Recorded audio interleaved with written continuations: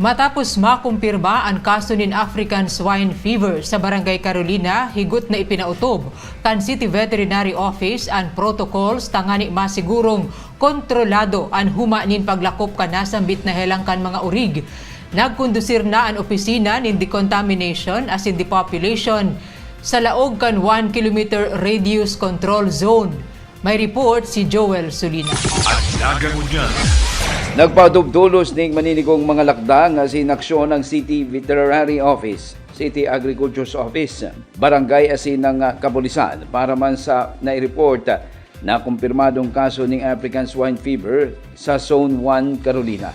Sa entrevista kay Dr. Johannes Michael Sales, City Veterinary Office Head, Petsa 5 kang presenting bulan, mas o menos alas 4 ng hapon kang maipaabot ang report na nagkaigwaning kumpirmadong kaso ng ASF na nasambit na lugar matapos ang gilibong laboratory test.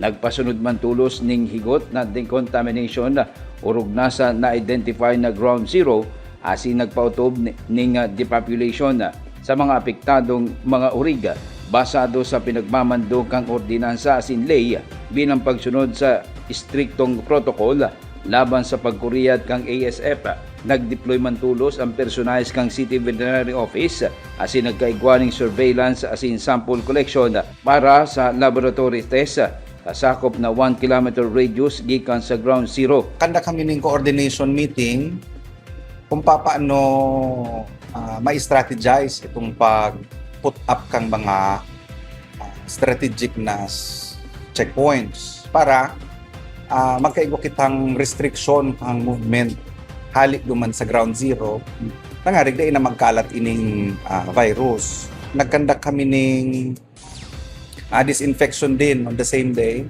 Sunod na aldaw kayan, petsa 6. So, nag-commence na itong depopulation. So, ang na-depopulate na lang kan sa mong office ni S2 ang urig na lang. So, poon kayo itong petsa 6 hasta hanggang petsa 10. Sunod-sunod kayan si disinfection kan sa muyang personnel duman sa area, tangaring ma-eliminate itong mga virus na yaon duman sa makapalibot.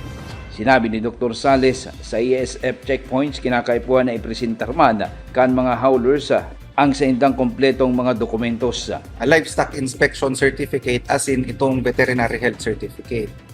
So yun po yung mga hahanap duman sa checkpoint, tangaring aram ta kung sa inhali and kung pasain si urig. Huli kay ni apektado ang mga hog farmers sa kaso kaya man mas maray na magpasunod tulos ning biosecurity measures asin i-report ang manunugod sa pinagsususpetsang ASF case sa saindong mga lugar.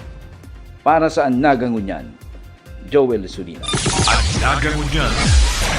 Ika ako kita ang naga. Antabayan ang iba pang impormasyong may kinaaraman sa Lambang Nagenyo, ang Nagangunyan. Sa ngaran kan sa kuyang pag-iriba sa Public Information Office na pinamamayuhan ni Jason Nyola. Ako si Riza Mostar Santos. Diyos mabalos.